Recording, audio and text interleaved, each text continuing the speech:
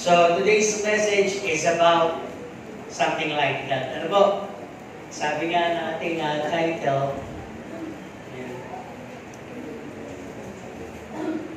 and I am the tree, you are the branches. Kaya naman medyo na iba kasi meron na tayong mga message na I am the vine and you are the branches. Ngayon naman medyo tingnan natin yung tungkol sa puno. Ano po? At ating verse ay matatagpuan as usual sa John 15, 1 to 6. So basahin natin yan. Ako ang tunay na puno ng ubas at ang aking ama ang magsasaka. Ang bawat sanga na sa akin ay hindi nagbubunga ay inaalis niya. At ang bawat sanga na nagbubunga ay nililinis niya upang lalong magbunga. Kayo'y malilinis na sa pamamagitan ng salita na sa inyo'y aking sinalita. Kayo'y manatili sa akin at ako'y sa inyo, gaya ng sanga na di makapagbunga sa kanyang sarili, maliban na nakakabit sa puno. Gayon din naman kayo, maliban na kayo'y manatili sa akin. Ako ang puno ng ubas, kayo ang mga sanga.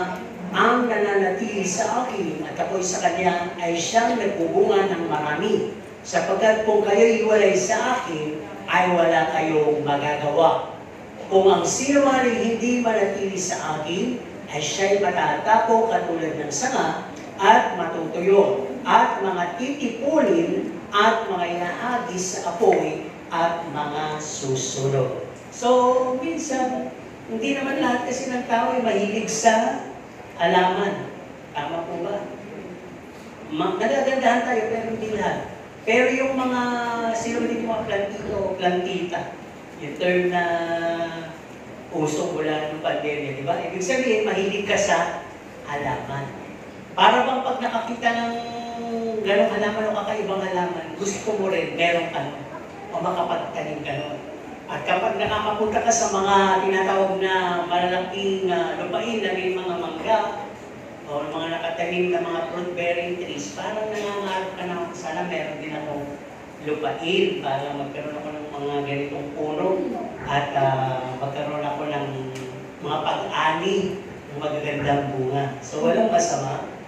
At sabi, hindi na naman masama kung hindi ka mahilig sa halaman, but still, lahat yun ay kinakailangan ma-appreciate natin sapagkat yan ay nagbibigay sa atin ng oxygen, di ba, yung mga halaman. At tayo naman ay nagbibigay din ng pakinabang sa kanila. Ano po, yung mga carbon dioxide na galing naman sa atin.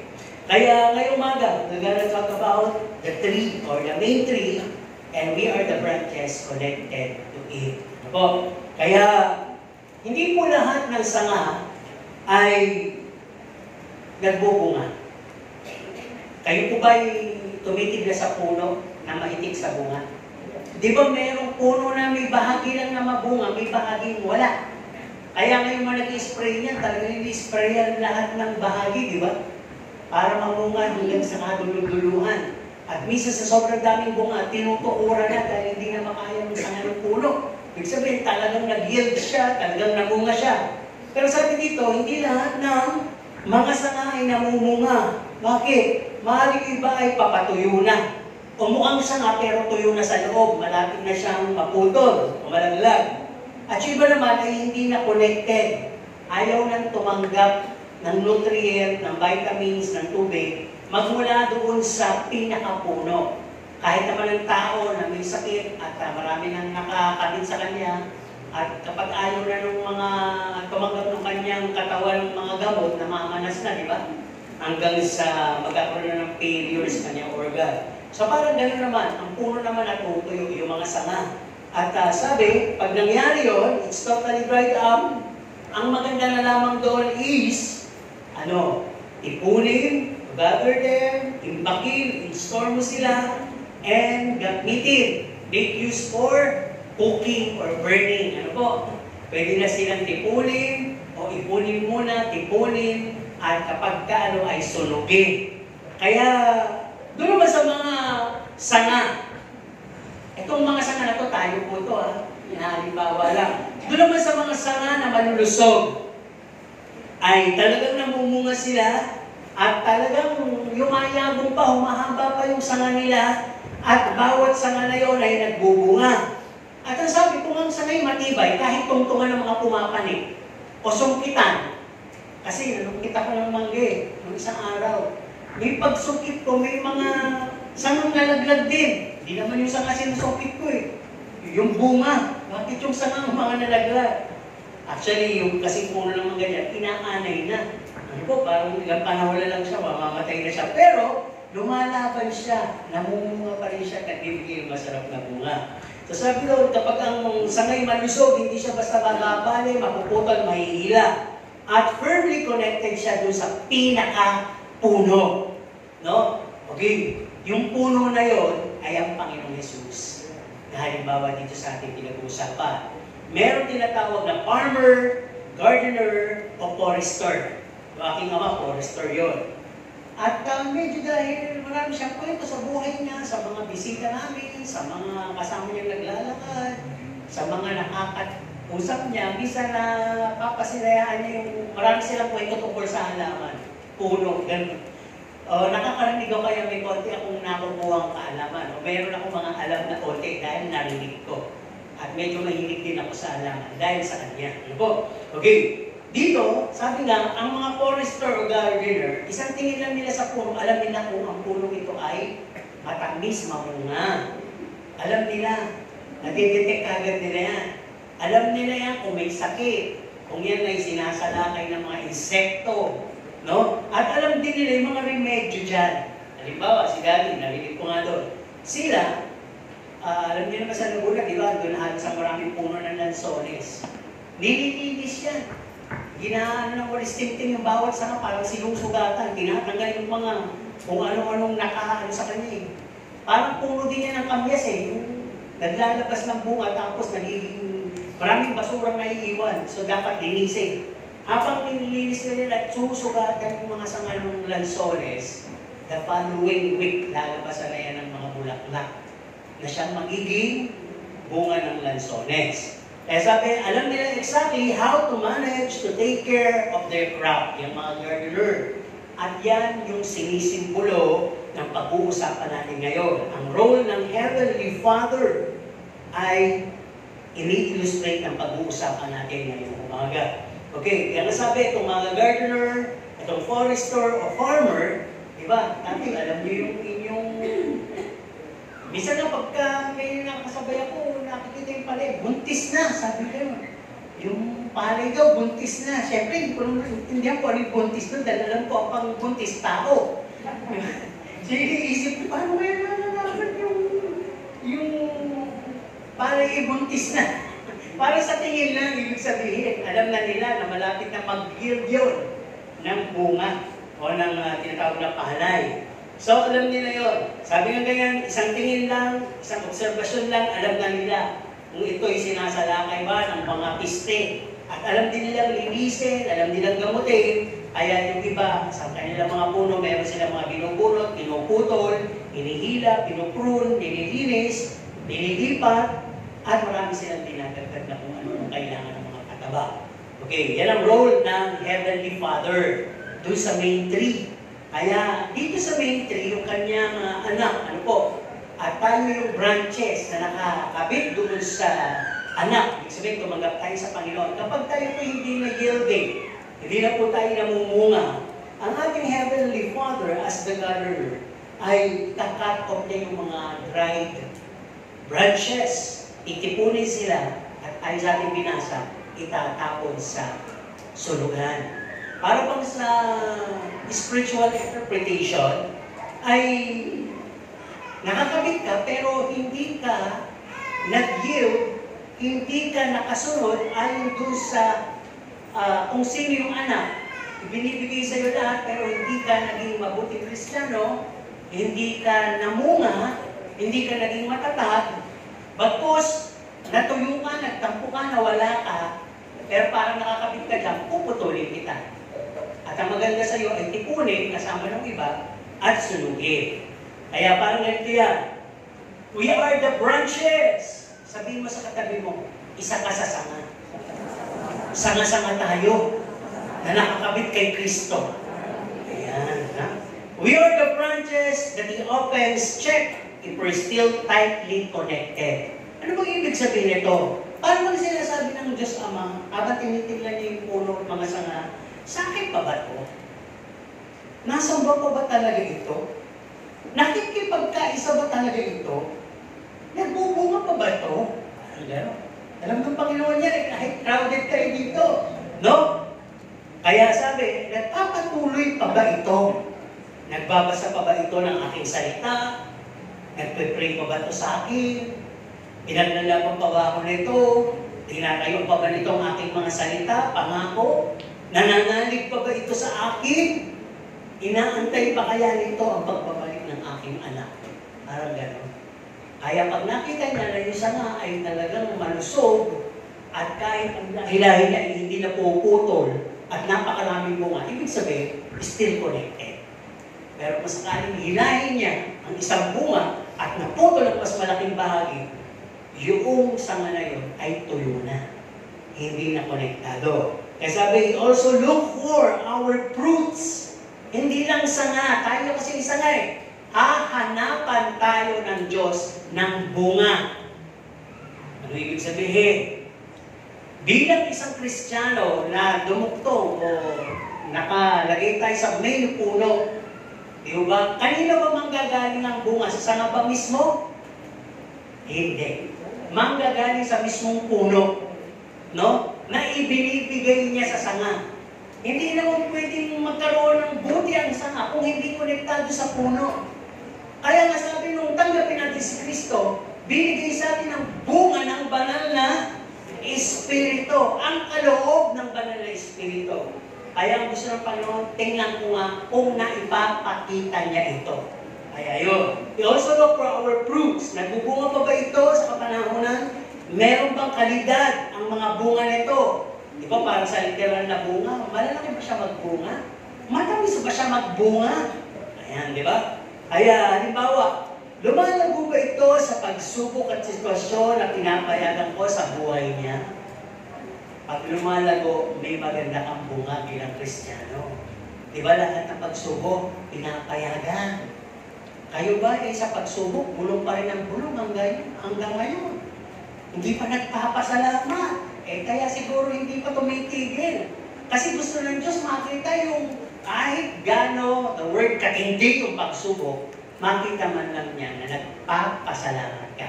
Dahil doon sa kabila ng pagpapasalamat mo sa matinding pagsubok, yun ang pananampalataya, ikinalulugod ng Diyos.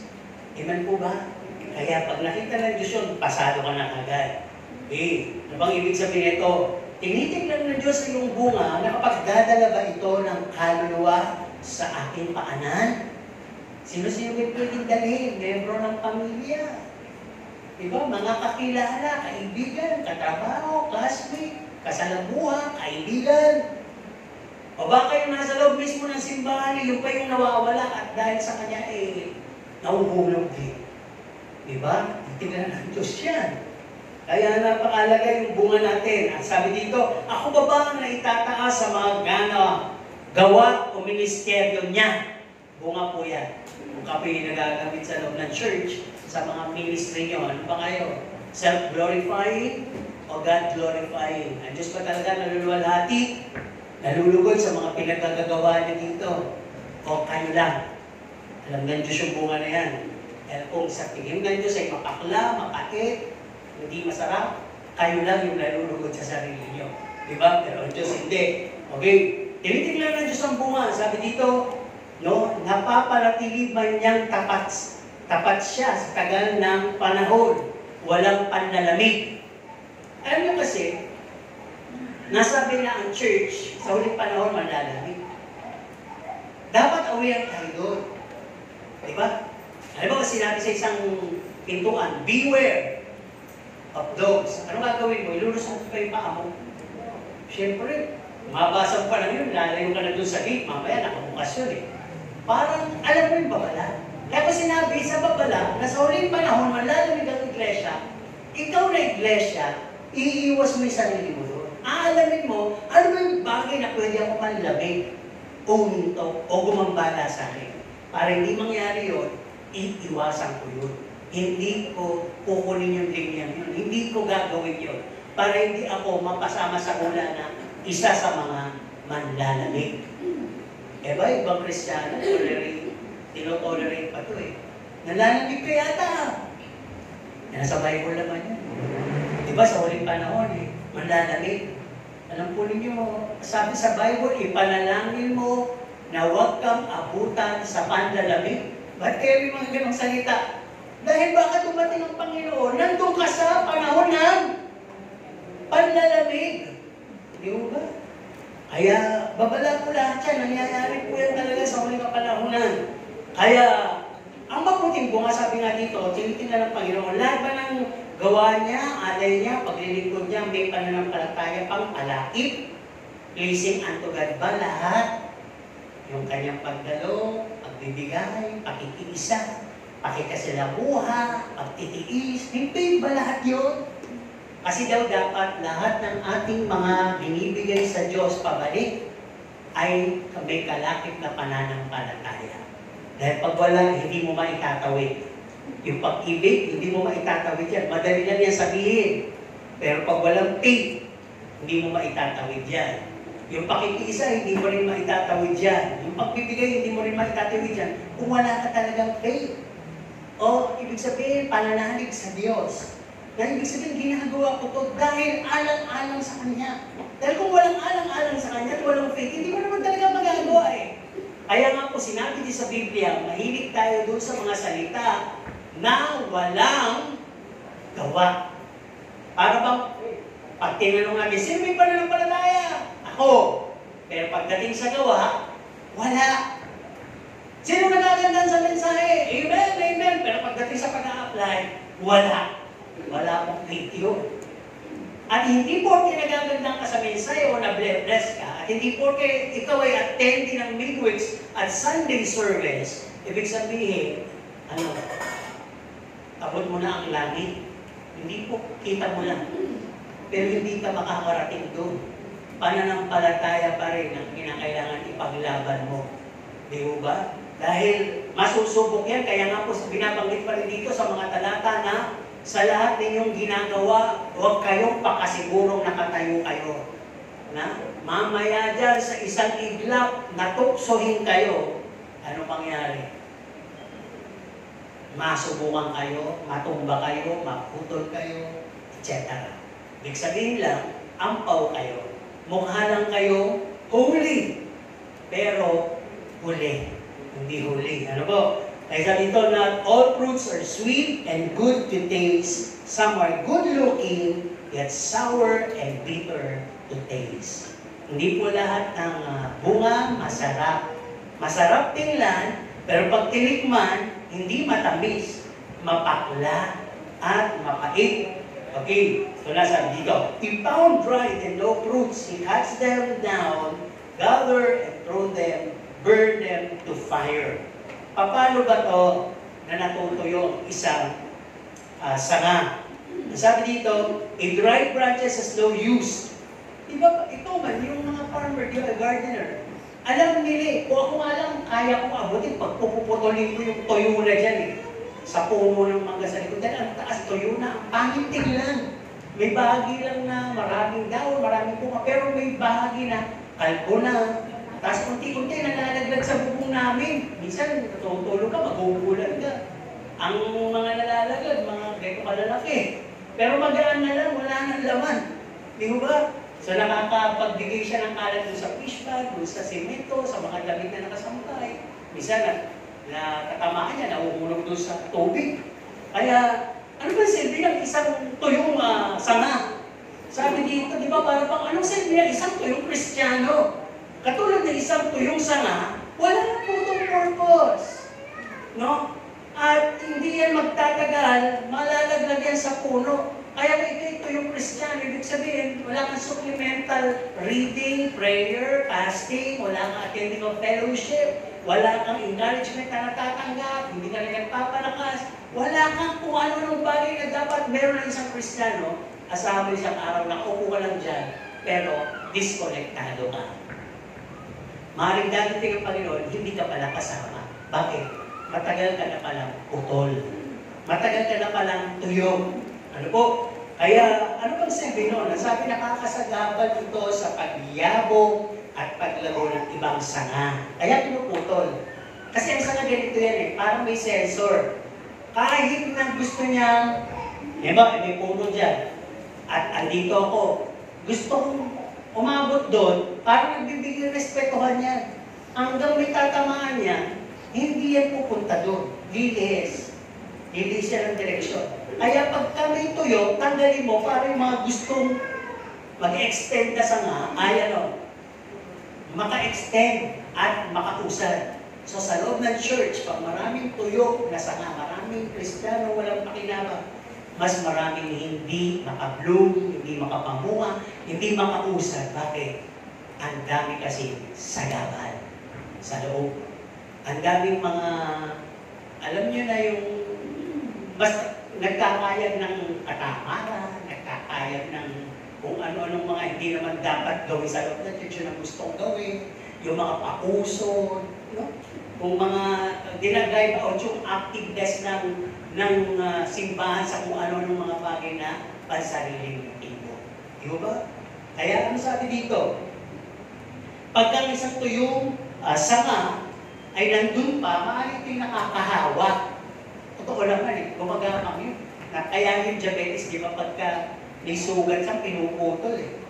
Para hindi ma-infect yung iba. Pero pag nagpo-continuous pa rin, tuhod na. Puputulin na, dihita na. Puputulin pa yun. Di manananggal ka na. Diba?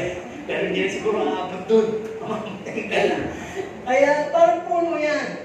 Nakita ko dito, yung mga sangang tuyo, siyang ginagapangan ng anay. Makatawid doon sa mga sangang sariwa. Tingnan mo, imbis na pakinabang siya na tubig ang dumaloy, nagiging tulay pa siya ng anay, papunta doon sa mga mas magaganda pang sanga. Kaya dito sa loob ng church, tingnan nyo, nakamaraming tuyong sanga o tuyong Kristiyano na ano pilipid sa inyo? Word of God o chismis? Ano pilipid sa inyo? Word of God, kahinaan, o imbis na tumingin kay Kristo, tumingin sa tao. Iwasan niyo po yun. Talagang sa loob ng church, may iba't ibang role. Hindi natin pwede isang huli. Perfectong lahat. Walang ganon. May iba't ibang ugali, may nagpaparepine, may ayaw. May nagpapa-andon sa Panginoon, may lumalaban. May going with the flow, may nagka-counter flow. Alam niyo ibig sabihin? May sumusuko, may hindi sukuan. Talagang gano'n. Merong tupa at may kambing. Di ba? Alam niyo yun, sinasabi ng Diyos yun eh. Merong trigo at may ligaw na. May tupa at merong lobo na nagbibihis. Tupa. Kaya napakalaga pala ng discernment sa loob. Di ba? Alam niyo yan sa sarili niyo, pag kayo ay tao na sakdal, madi-discern niyo. Hindi niyo siya ka-espiritu. Pero hindi kayo galit. Nararamdaman mo lang. Hindi mo siya ka-espiritu. Ramdam mo agad kung nakikipagkais siya o nag-iinarte lang, nagpapaimbabaw lang. Ramdam ka. Diba sabi ko nga yung gardener, isang tingin lang sa puno, alam na may sakit. Alam na bansot kung puno. Kaya pagka paluluwagin niya ang spaces sa mga tanim ng mangga, alam niya kung sino yung puputulin. Putulin na lang natin to kasi mas magbibigay ng palabuto. Parang gano'n eh, di ba? Parang nagtanim kami sa Sambales. 5 hakbang lang, kada mangga. Nung lumaki, ayan na, tagal mamunga dahil siksikan. Pero may nagsabing, putulin nyo, tanggalin yung pagitan ng iba. Nung tinanggal, lumago, nakapamunga yung iba. Pero habang lumalago, meron pa rin sagabal ng mga puno. Kaya kailangan magputol pa rin. Diba? Kaya dito pala sa church, nakita ko yung, kaya pala magkakaroon ng taglagas. Ang malalagas yung mga tuyo. Para pagdating ng Panginoon, yung masisiglang mga sanga ay abutang namumunga. Diba? Abutang namumunga. Okay. Ano pa ang silbi ng tuyong branch o sanga? Naglalaglag ng kalat, dahon, bubot na bunga. Ano po? Kalat. Di ba? Parang, ano ba silbi? Minsan wala nang ministry sa loob ng church. Ano ministry? News maker. Para bang false news spreader. Mapagpagkalat ng mga maling balita. Mapagpanawagan sa mga disunity. Kaya yan yung mga tuyong sanga. Prenti lang yan. Feeling holy, presenting to be holy. Pero alam niya sa kalooban niya na siya'y disconnectado. Alam niya yun. Okay, ano pa?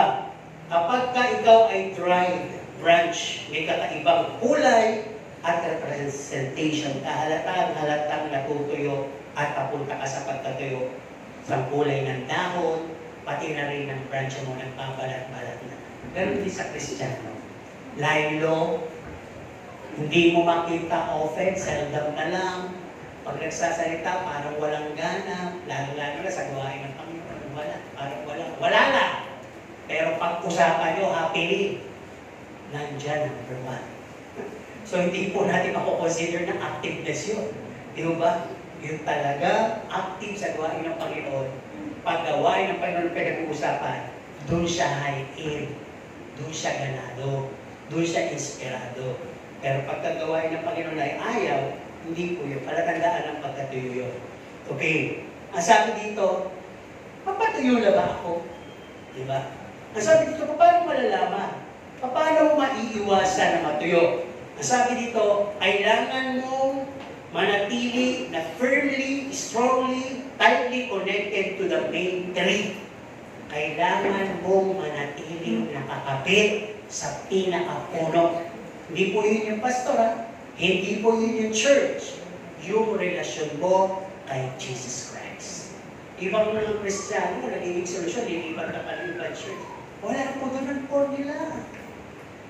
Wala po sa ganda, sa laki, sa galing ng pastor. Wala. Nasa iyo. Sa yielding mo yun. Kung paano ka tumatanggap. Paano ka tatanggap kung parang nasa isip mo na lang lahat, puro sa ikatatama mo, ikasisira mo, ikasasakit mo, paano ka matatanggap?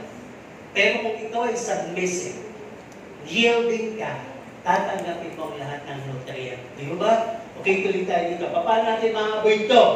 Ang sabi dito, huwag natin gawin ang ating mga paglilingkod na walang puso at puro sariling lakas at kakayanan.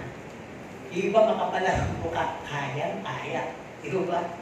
Abilidad, representasyon, makukuha ko yan sa sayaw, makukuha ko yan sa sigaw, makukuha ko yan sa dating. Hindi ganun, lagyan natin ng puso.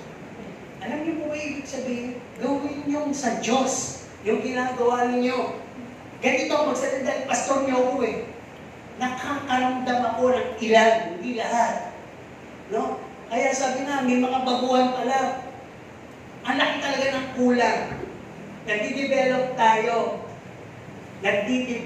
tayo. Ibig sabihin, willing ka bang magpa-develop?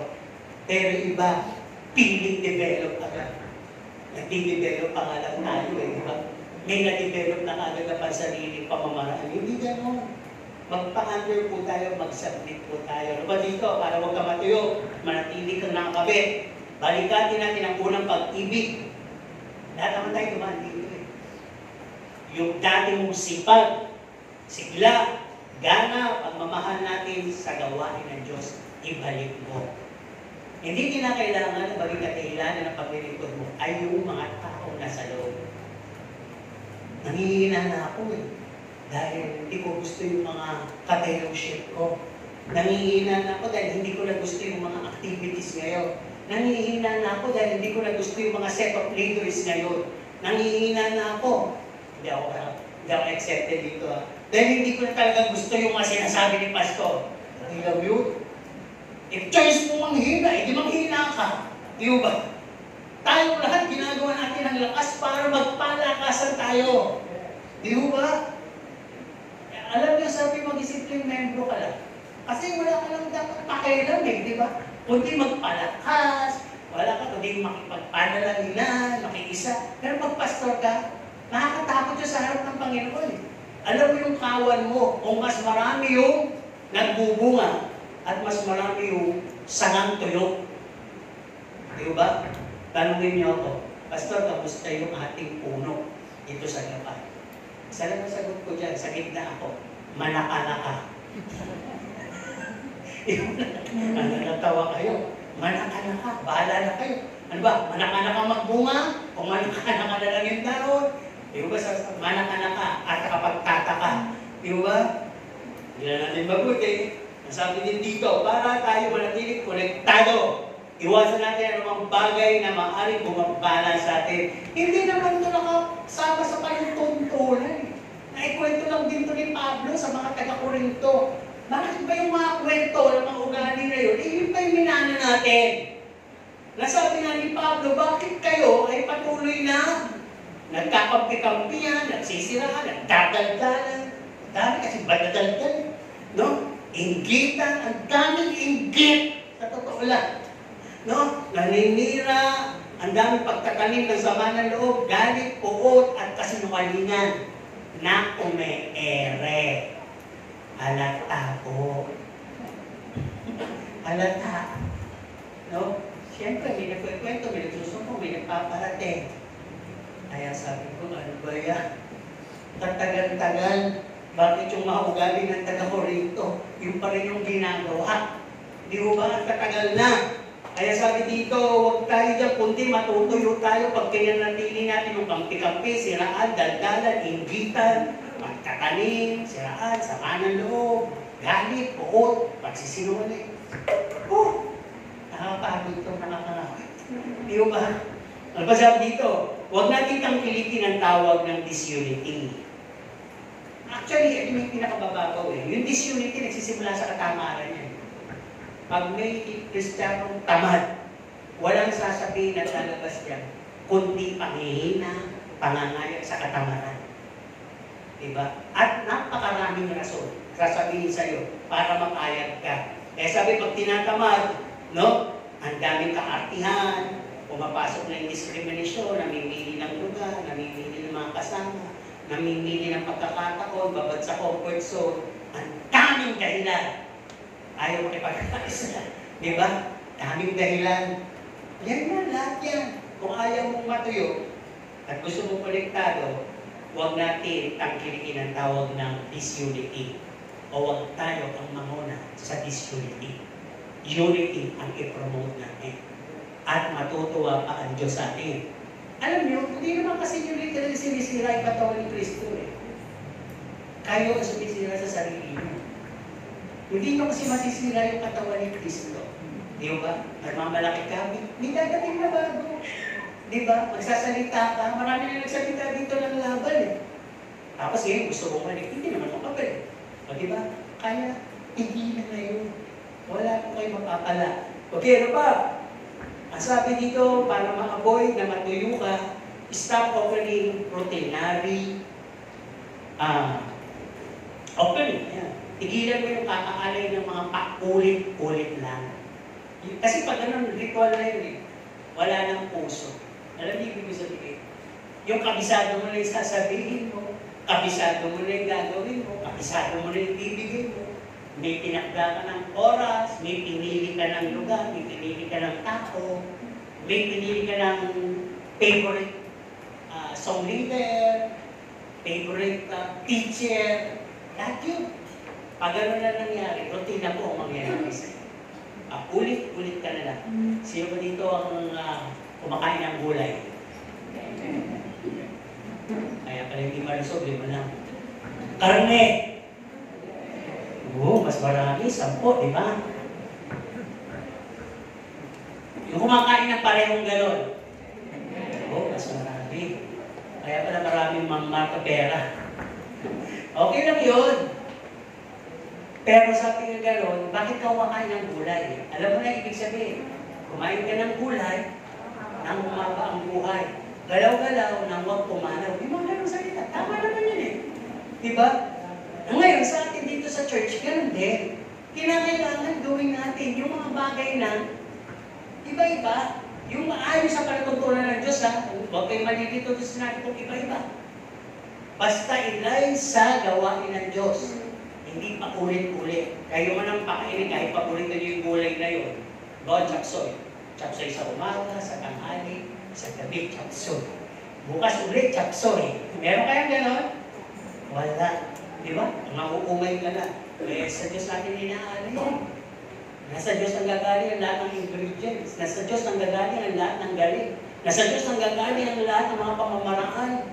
Kung yielding lang tayo, makakabahagi tayo. Para mapag-alay tayo sa Diyos na hindi pa ulit-ulit. Ngayon, paalala pa rin, feed on the nutrient and supplement. Sabi dito. Kung baga sa kuwan, kung dinititib ka, tanggapin mo yun. Kung binibigyan ka ng abono, ng tinatawag na fertilizer, tanggapin mo yun.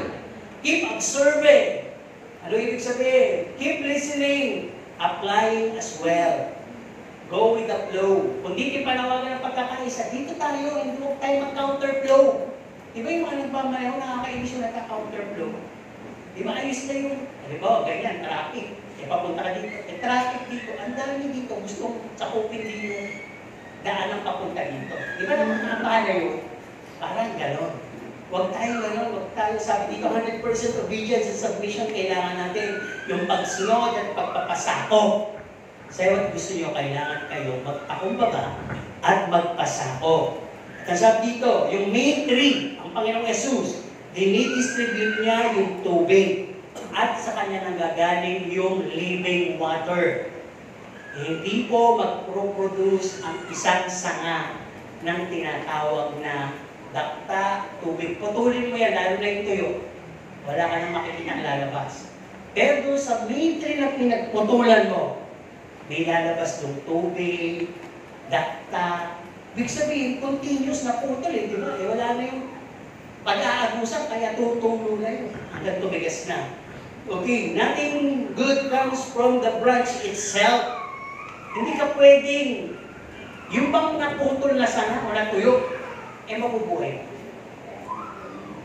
Eh kung ilagay natin sa isang sisid lang may tubig, hindi. Maliban yun ay isang malusog na sanga tulad ng sanga ng malunggay. Di ba? Mabilis yan eh. Kahit basta magulang, sariwa, putulin mo yan at itusok mo lang. Isang libo lang, meron na yan ano. Nilalabas na yan na ano. Na tubo. Di ba? Pero hindi lahat ng puno, gano'n na. Subukan nyo, putulin nyo yung akasya. Patay yan. Hindi yung sanga nyo, itatanim nyo. Eh yung mangga, hindi rin. Eh yung balite, pwede. Diba kasi katawan mo, puno-puno ng ugat eh.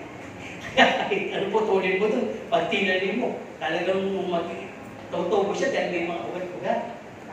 Wow, yan. Kaya tuloy yan. Sabi dito, alam niyo yung principle ng grafting? Di ba parang gusto mong yung maliit na sanga o puno ay mamunga agad? Di ba puputulan mo yun? Iwa ako sa gitna. At kuha ka ng isang matured na sanga. Ano ba, yung magandang mamunga. Kung sanga nito na medyo maliit, puputulan mo yun at ikukulik mo doon sa pinagputulan mo na younger na sanga, na branch, na puno pala.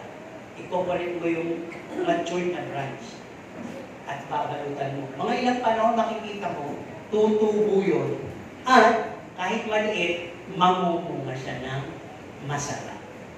Ayun ang ibig sabihin, kapag tayo ay over-matured na, parang walang nangyayari, pwede tayo magkaroon ng reconnect. Dumuktong tayo, baka mali, hindi na kayo kay Kristo hindi na pala yung punong si Kristo ang kinaduduktungan nyo. Baka yung punong yung bulaang propeta, doon kayo nakaduktong. O nakaduktong kayo kay Mare, kay Pare, nakaduktong kayo kay Sister, ay putulin na yan. At iduktong natin doon sa talagang main tree, kay Jesus Christ, para mamunga ulit. Okay, at ang sabi din dito, sabi ko na pala, hindi lahat ng matured na branches ay pwedeng itanim. Ano pa? Ang sabi din dito, the main tree circulates equally the nutrient vitamin needed by the branches and should yield a lot of fruits. Di ba nakita nyo yung isang puno ng mangga? Diba, nag-travel kayo? Di ba parang equal yung distribution ng bunga? Di ba parang lahat? Sasabihin mo mahigit dahil from left to right, from up, down, makikita mo ang daming bunga.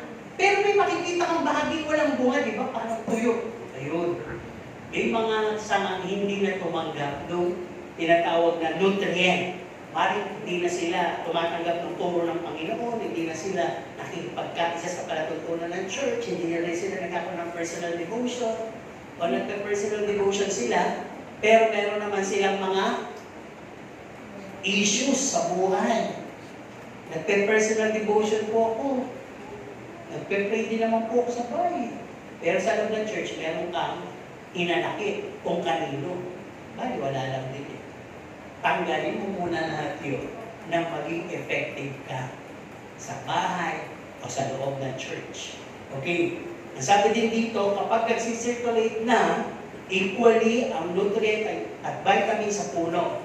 Pag ang katawan mo bilang Kristiyano ay katulad ng mga ginagawa natin, nagpo-communion tayo, napupuspos tayo, nananalangin tayo, nagpre-pray tayo, nagsasabit tayo sa Word of God, sumusunod tayo, yung buhay mo na binubuhay ay hindi mo na buhay.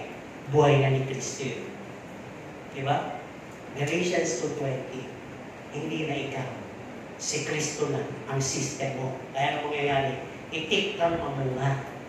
Ang buhay Kristiyano mo ay kitang-kita ang ebidensya sa bunga at kaloob ng banal na Espiritu. Ang ganda-ganda mo sa paningin ng Panginoon. Pakinabang ka, lugod na lugod sa iyo ang Diyos. Kitang-kita ng Panginoong Diyos ang kanyang anak na sumasayo. Yung representation ng kanyang anak ay nasa sayo din. Di ba? Kaya kahit gano'n na, sabi maganda sa paningin. Kaya naman, dahil maganda ka sa paningin, hindi maiiwasan sa paligid kahit sa loob ng church, kung minsan gusto ka sumpitin, batuhin, akyatin, at gusto nilang ubusin ang bunga mo, o gusto ka mapanghinain. Natural lang yun. Diba? Kaya ka binabato dahil mabunga ka. Kaya ang daming pagsubok dahil mabunga ka. Pero kung sabi dito, maubos mo ng bunga, magbubunga ang muli. Nakuha niyo? Dumating man sa extension na galitin ka ng todo, matututo ka pa rin umibig. Bakit? Dahil ang pag-ibig mo ay hindi galing sa sarili mo. Galing siya sa Diyos. Amen po ba? Okay, ang sabi din dito, di natutuyo, kundi yayabong pa at magsasama ng maraming panga. Di ba? Pag yun ay talagang ang buhay mo ay buhay na ni Kristo.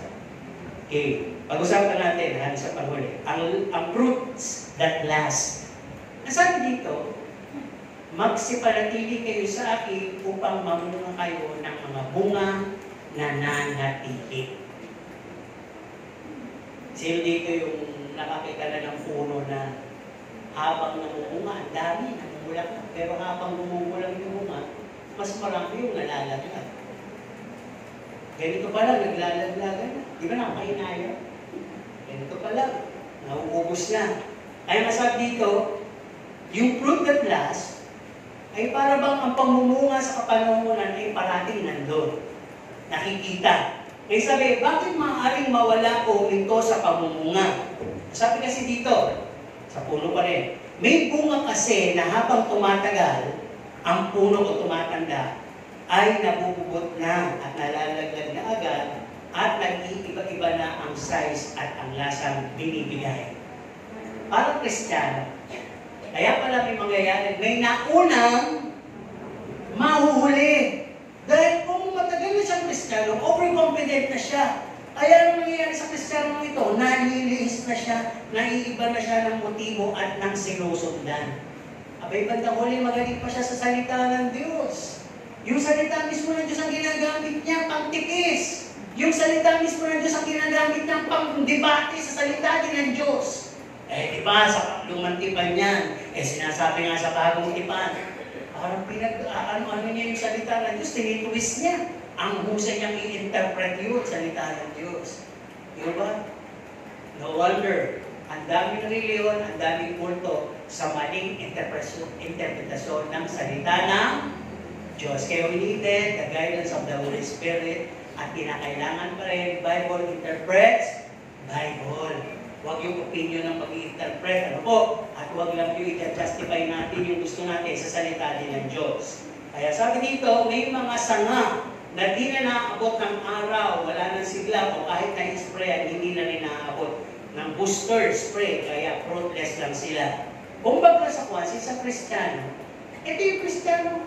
Halimbawa, kaya minsan, pag ang napuntahan mo ay fellowship, hindi local church, yung talagang malalaking fellowship. Madilim, malamig, hindi lahat kita. Sabi na nung kailangan namin, yung aking husband din, pag niyadala ko ito, tulog eh. Hindi man lang nahalata eh, kasi nga madilim eh. Di ba? Kaya nga sabi din isa, pag sindi ng ilaw, makikita mo, ang dami-daming representasyon. Pag tayo, may mga anday manananggal. Sabihin, kita yung mga pusat, yung mga pananamit, di ba? So, may sabihin, fellowship yan eh. Hindi local church yan, hindi ganun pa-strict. Umatin ka, hindi ka umatin. Pero bibisitahin ka rin naman nila. Wala silang pakialam. Ano ka, tanong mga pamantay mo sa buhay, gusto mo, your will be done. Not of God's will be done, but your will be done. Sige, okay ka, dito ka sa church namin. Diba? Ganun ang nangyayari minsan. Pero kayo nakapagtataka. Pag nakapaloob pa kayo sa local church at hindi pa kayo naabot, ako, liit na nga ng local church. Tapos hindi pa kayo naabot. Diba? Pagkasala nung namimimo mo yun. Pero kung naaabot kayo, at hindi naman kayo nag-yield, meron na kaming kinakamusta. O sana makita na namin kayo sa linggo, di ba na kayo? Busy na kasi kami. Sister Toots. Pero huwag kayo mag-alala. Hindi naman kami nawawala sa Panginoon. Ang Panginoon pa rin nasa puso namin. At saka hindi naman kami dumadalo sa iba. Ayun na mo eh. Magsagot, totally wala na talaga. No? Basta ang Diyos sa puso, walang fellowship kung saan, basta ang Diyos sa puso. Palibig naman yun. Di ba? Kaya kung titilan po natin, may mga sangang-ayaw ng tumangkilik sa tubig na galing sa mismong puno. Kaya unti-unting matutuyo at mababalik. Ito na yung mga ibig sabihin. Pag ang branch ay nagpasimula ng magtampo, napapalitan na yung kanyang mga pananaw ng puro na lang sakit, pasakit, no? At nagkakaroon ng mga tinatawag na pagbukod, pagkanya-kanya, pagkampi-kampi. Para bang yung punong, nagtatampo din yung puno, yung punong nasasabitan ng mga lubig, ginagawang sampayan, di ba? O kaya naman, natatapat sa masyadong mainit, di ba? Yung mga natatapat doon, lahat yun ayaw na mag-give ng bunga mo. Kasi naiba na yung purpose eh. Kaya ganun yung nangyayari sa loob ng church. Meron ng parang okay lang, na mature, okay lang, na matagal, pero matagal na palang disconnectado. Matagal na palang walang follow-up, matagal na palang walang, parang buhay tinglan, ayos na. Pero sa loob may issue. Wala na pala siya. Init. Diba? Parang yung 1 Corinthians 10:12 na nag-aakalang nakatayo pero ampaw. Kaya sa isang iglap, tutumba. Okay, sabi dito, last point, if we remain attached to the main tree, kung tayo ay mananatiling nakadugtong sa pinakapuno, habang tumataas yung puno, ay kasama po tayo. Ibig sabihin, habang nagbibigay ang Diyos ng vision, na-feed natin yung ngayon. Natatanggap natin yun. At sabi, give and take relationship yan. Nagbibigay ang Diyos ng grace abundantly. Kasi konektado ka. Ano tong grace na to? Iniibig ka niya. Natututo ka din umibig. Naaawa siya sa'yo, kaya mahabagin ka. Nag-share siya sa'yo, kaya natututo ka rin mag-share. So yun lahat galing sa main tree na dumadaloy sa sanga na tayo yung sanga yung magsawa, we are gracefully blessed by the Lord because we are connected tightly to the main tree. Diba? Pero pagka wala na, yung main tree, ang Diyos, holy, loving, faithful, merciful. Pero isa nga, putol na. Aagos pa ba doon yun? Magiging ganun pa ba yung sanga na yun? Magbubunga pa ba siya ng ganun? Hindi na kasi cut off na eh. Kung meron mang natitira, kaya niyang umibig sa salita. Dumadabis. Kaya niyang magbigay, may sumpa. Kaya niyang magtiis, pero may dandan. Diba? Kaya niyang makisama, pero may pagpapaimbabaw. Kasi nagagawa pa rin niya ilang mabuting bagay, pero hindi na puro, dahil hindi na talaga konektado. Kaya yan. Kung titignan po natin, the 9 fruits and gift of the Holy Spirit ay magiging useful within the body. At ito po, pagka-konektado po tayo sa main tree, we will yield rightful fruits, known and defined by stages, known by our good works. Sino nakakita ng puno ng mangga? Ano po bang ang bunga niya? Anong lasa? Alam mo ba yung lasa ng mangga? Iba-iba yung mangga eh. Nakatikim na ba kayo ng Indian mango? Apple mango? Guapol? King mango? Monkey mango? Meron ba? Papausan na rin si Pastor. Di ba iba-iba rin yung lasa nila? O, ito na lang sa kanila. Yung piko. Kalabaw. Yung bang manggang kalabaw, lasang kalabaw? Hindi. O, tignan mo yung ganito. Hindi, ba't kaya kalabaw? Di ba? O, yung piko. Hindi mo nang pwede. Ba't kaya tinawag ng piko? Hindi mo lasang piko. Yun na yung pangalan. Di ba? Eh, sino kung mamimiliin kayo? Manggang Indian mango o manggang pera? Pag kayo, pinili mo pera, hindi ako magtataka, ano? Hindi mo pinipili mo kung ano ka. Tuloy tayo dito. O, di ba? Kung magkasakot kumain kayo ng mangga, ano sabi mo? Sarap. Nakalilig na kayo, manggang-manggang lasa. May nagsabi pang gano'n? Wala. O, meron narinig kayo, manggang may pagkaano, bayabas. Narinig na gano'n. Meron na. Manggang may pagkapahaya. Eh, baka naman natin magiging yung shape na. Hindi yun. Ito ibig sabihin ko, paano kung yung natin mong mangga, eh maasim at mapakla? Anong atol mo doon? Ubot. Diba? Ubot yan sa kahilaw. Tama naman ikaw doon. Eh, paano kung yung manggang natikman may parang walang boto? Lasang sa haging. Seedless. Anong kayo pangalan ng manggang yun? Mangging. O kaya naman eh, banangga. Bananang gingko. Diba? Bananang mangga. May ganun ba? Wala. Kaya ang Diyos, huwag kayong pauso. Kung mangga kayo, mangga kayo. Huwag kayong maging, ang daming variety ng mangga eh. Huwag kayong magpauso ng, ng lasa, ng breed. Tinawag kayo doon sa magandang bunga. Kasi konektado kayo sa magandang puno. Kaya namunga kayo ng maganda. Pag ang bunga po nyo hindi na po maganda, hindi na po kayo sa Diyos nakakonekta. Pag palaaway kayo, nagagalitin kayo, matinig puno nyo, tekon kayo, ingit kayo. Bunga ba yun? Bunga din yun, masamang bunga. Eh hindi kayo nakakonektado sa magandang puno. No? Sa evil tree kayo. Hindi kayo doon sa puno na si Jesucristo. Okay, last. Gusto na naman daw. Ayaw na naman maniwala. Kasi hindi ko nalagyan ng unang bahay. Hindi kaya, kung malapit na sa uli, last ako ng last. O, last na talaga. Dito pangalawa sa last, pangatlo, last na talaga. Sabi dito, the connections will keep you alive, going, pursuing, to yield out fruits. Yan ang last, Hans conclusion. Pag talagang nakakonect ka, mapapalatinig ang buhay, going, nagpapatuloy, pursuing, pinipilit mo talaga, at yielding fruits ka talaga. Ang ibig sabihin sa buhay Kristiyano, no, inspirado kang naglilingkod. Inyo, ano ba? Anumang oras, walang pinipili. Nakarinig na ako nito sa DCAS eh, yung usapang matatanda.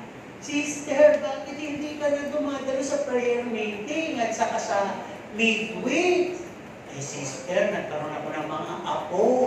Eh, ba't naman ako? May apo. Eh, sinasama ko dito. Eh, nakakahiya. Malikot sila eh. Hindi. May mga kapatid naman na tumutulong. Kasi ako ayokong pabayaan yung pagkakaisa. Kaya hindi dahil na yung kung gusto mo talaga, isama mo. So, di ba? Kasi bibigyan ko lang kayo ng mga site. Doon sa Balitaw, ang dami nangyari. Dinadala lang yung asawa. Nabaril, ipatay. Hindi ka pa ba sisimba? Di sumimba na. Isa din, dinadala yung asawa. O nasa gasaan naman. No, di patay. Dahilan naman dito yung apo. Nag-aalaga. O, namatay, yung tatay ng apo. Kaya okay, dahilan ng kaabalahan. Baka, para wala ng kaabalahan, ang Diyos nang gumawa. Para hindi ka maabala. Actually, kasi pag talaga sa Diyos ang pinag-uusapan, may iba na pagkatakot tayo eh. Diba? Ako talaga kailangan pala kumuha pag sinasabi ko ito dahil dapat binapasal sabihin mo ito. At pagtanggol mo ang Diyos bilang Diyos. Hindi ko ipo-compromise na pwede na yan. Mabait ang Diyos. Hindi mabait talaga ang Diyos. Pero Diyos siya. Hindi siya pwedeng lokohin. At gawin mo yung kabalbalan mo at yung mga rason mo. Hindi. Magalit na kayo. Pero pagka sa magalit, bumalik kayo sa pagmamahal. Diba? Kasi yung galit kailangan mailabas siya eh, para hindi maging putot. Di ba? At saka, sama ng loob. Pero bumalik kayo sa pagmamahal. Huwag niyong alagaan yung galit. Kung kayo natamaan, ba't kayo natamaan? Kasi hindi naman masakit. Alam mo, titirisan kita ng sa mukha. Wala naman tigyawat. Masakit? Hindi. Kung may tigyawat, masakit. Mapalapit pa lang siguro ko. Ituloy ko na titirisin na yung tigyawat ko. Kaya parang gano'n yung nagsasabi, ko na, tatamaan ako. Alam mo kasi, dumalo kang may piksa. O dumalo kang may tigyawat na maari tamaan at sumabot. Speaking of piksa, sili ito ang nakapagpalabas na ng mata ng piksa. Di ba pag tinititigan ka niya, parang nagagalit ko. Pero pag napalabas mo siya, ang laking ginhawa, di ba? Kaya masasabi mo, mata ka lang. Di ba? Mata ka lang ng piksa. Sakit, pero pag napalabas mo, wala na yung sakit. Ganun lang yun sa una. Palabasin mo lang yung galit, maya-maya wala na. Hindi mo kailangan alagaan yung sama. Okay, tuloy. Sabi dito, keep you alive, going and pursuing. Sabi, walang anumang nakakahadlang o hanang kailangan sa'yo para ipagpalit si Lord. Tama ba? Pagkonektado ka? Ano ba? Lumalalim ang ugat mo, lumalago ka, at nahihitik kang mamunga, at nagiging kapakip-pakinabang ka. At last, nung may salita dito, ano mang lakas ng bagyo ang dumating sa punong yun, hindi malalaglag lahat ng bunga. Hindi malalaglag ang sanga. Dahil konektado siya mabuti sa puno. At yung punong yun, mga sanga, ay walang iba, kundi ang Panginoong Jesus. Diba? Remain connected. Sabi nga, I am the tree, you are the branches.